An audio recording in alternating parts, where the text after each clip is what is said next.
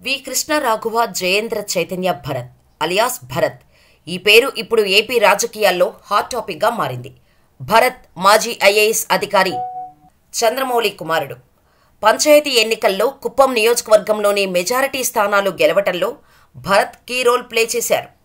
కుప్పంలో చంద్రబాబును ఎలాగైనా ఓడించాలని భావిస్తున్న జగన్ యువకుడిని బరిలో నిలిపారు. కుప్పం వైసీపీ అభ్యర్థిని ప్రకటించారు.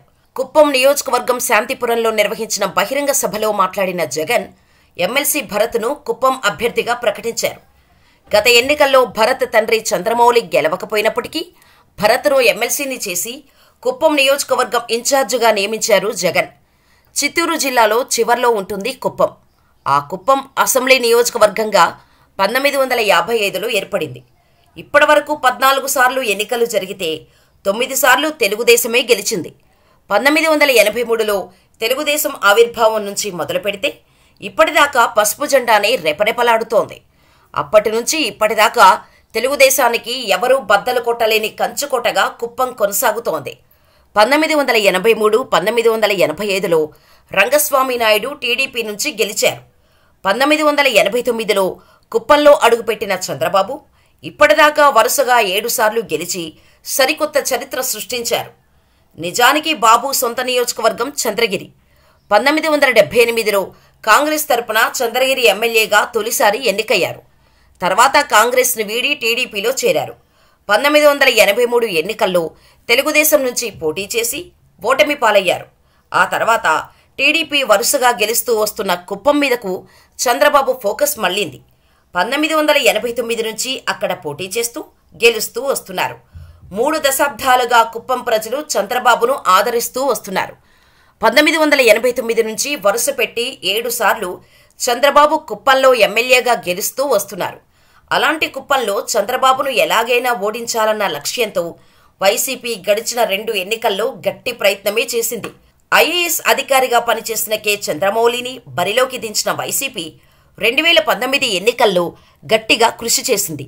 35 ఏళ్లుగా చంద్రబాబుపై ఎవరు పోటీ చేసినా ఆయన్ని ఓడించలేకపోతున్నారు. రాష్ట్ర విభజనకు ముందు బాబుకు ప్రధాన ప్రత్యర్థిగా కాంగ్రెస్ అభ్యర్థులు ఉండేవారు. 2014 నుంచి వైసీపీ తరపున కొత్త ప్రత్యర్థి తెర మీదకు వచ్చారు. ఆయనే రిటైర్డ్ ఐఏఎస్ చంద్రమౌళి. గత 2 ఎన్నికల్లో కుప్పంలో చంద్రబాబుపై పోటీ చేసిన చంద్రమౌళి 2వ స్థానానికి పరిమితమయ్యారు. కుప్పంలో వన్యకుల సామాజిక వర్గం ఓటర్లు ఎక్కువగా ఉండటంతో అదే సామాజిక వర్గానికి చెందిన చంద్రమౌళిని జగన్ వ్యూహాత్మకంగా బరిలో దించారు. కానీ 2 సార్లు ఆయన బాబుపై గెలవలేకపోయారు. 2014 ఎన్నికల్లో 55,000 ఓట్లు, 2019లో 70,000 ఓట్లు సాధించిన చంద్రమౌళి చంద్రబాబు మెజారిటీని తగ్గించడంలో మాత్రం సక్సెస్ అయ్యారు. 2019లో అనారోగ్య కారణాలతో ఎన్నికలకు కాస్తంత ముందుగా ఆసుపత్రిలో చేరిన చంద్రమౌళి తిరిగి బయటకు రాలేదు. అయితే అప్పటికే వైసీపీ అభ్యర్థిగా ఆయన నామినేషన్ వేయటంతో చంద్రమౌళి ఆసుపత్రిలోనే ఉన్న ఆయన కుటుంబం ఆయన తరపున ప్రచారం చేసింది. 2019 ఏప్రిల్ 11న పోలింగ్ జరగగా అదే నెల 17న చంద్రమౌళి ఆసుపత్రిలోనే కన్నుమూశారు.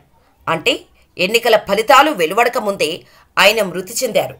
చంద్రమౌళి మరణం తర్వాత మే 23న ఓట్ల లెక్కింపు జరగగా చంద్రబాబు చేతిలో చంద్రమౌళి ఓడిపోయారు. అయితే గత ఎన్నికల్లో బాబుకి కేవలం 30,000 ఓట్ల మెజారిటీ మాత్రమే ఉంది. ఇక చంద్రబాబుపై పోటీ చేసి 50,000కు పైగా ఓట్లు సాధించిన తొలి ప్రత్యర్థి చంద్రమౌళి మాత్రమే. చంద్రమౌళి అనారోగ్యంతో మరణించడంతో ఆయన కుమారుడు భరత్కు కుప్పం బాధ్యతలు అప్పజెప్పింది వైసీపీ నాయకత్వం. వచ్చే ఎన్నికల్లో చంద్రబాబును ఓడించడమే లక్ష్యంగా అధికార వైసీపీ ఆపరేషన్ కుప్పం మొదలుపెట్టింది. ఇందులో భాగంగా మంత్రి పెద్దిరెడ్డి రామచంద్రారెడ్డికి బాధ్యతలు అప్పగించారు జగన్. తర్వాత కుప్పంపై ఫోకస్ పెంచిన మంత్రి పెద్దిరెడ్డి, ఎంపీ రెడ్డప్ప, ఇన్ఛార్జ్ భరత్ స్థానిక సంస్థల ఎన్నికల్లో కుప్పం నియోజకవర్గంలో వైసీపీ 70% స్థానాలు గెలుచుకునేలా పావులు కదిపారు. ఇక టీడీపీకి కంచుకోటగా ఉన్న కుప్పం మున్సిపాలిటీ పైన వైసీపీ జెండా ఎగిరింది. దాంతో వైసీపీ ఇన్ఛార్జ్ భరత్ను ఎమ్మెల్సీ పదవి వెతుక్కుంటూ వచ్చింది. తర్వాత చిత్తూరు వైసీపీ అధ్యక్షుడిగాను భరత్ను ఎంపిక చేసింది అధిష్టానం. వైసీపీ ఫోకస్ పెంచాక కుప్పంలో పరిస్థితులు మారాయి. టీడీపీకి కంచుకోటగా ఉన్న గ్రామాల్లోకి వైసీపీ అడుగుపెట్టింది. కుప్పం ప్రజలకు సరైన ఉపాధి కల్పించకపోవడం వల్లే వాళ్లంతా బెంగళూరుకు పనులకు వెళ్తున్నారని, వైసీపీ నేతలు విమర్శిస్తున్నారు. వైసీపీ దూకుడు గమనించిన చంద్రబాబు కుప్పంపై ఫోకస్ పెంచారు. 3 నెలలకొకసారి నియోజకవర్గంలో పర్యటిస్తున్నారు. కుప్పంలో సొంతింటి నిర్మాణానికి పునాది వేశారు, నియమించారు. కుప్పంలో చంద్రబాబు 1,00,000 ఓట్ల మెజారిటీ సాధించడమే లక్ష్యంగా పెట్టుకున్నారు. ఇప్పటిదాకా కుప్పంలో చంద్రబాబుకు పెద్దగా పోటీ అనేది కనిపించలేదు. కానీ ఈసారి ఎన్నికల్లో టీడీపీ, వైసీపీ మధ్య ప్రధానంగా పోరు ఉండబోతోందనే టాక్ వినిపిస్తోంది. అందువల్ల ఇక్కడ మిగతా పార్టీల ప్రభావం పెద్దగా ఉండదు.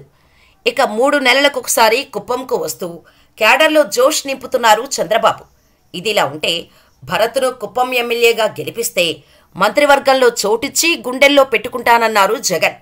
తద్వారా కుప్పం నియోజకవర్గాన్ని మరింత అభివృద్ధి చేస్తానని, సంక్షేమాన్ని అందిస్తామని హామీ ఇచ్చారు. టీడీపీ అధినేత చంద్రబాబు కుప్పం నుంచి వరుసగా 7 సార్లు విజయం సాధించారు. 8వసారి కుప్పం నుంచి చంద్రబాబు పోటీ చేయబోతున్నారు.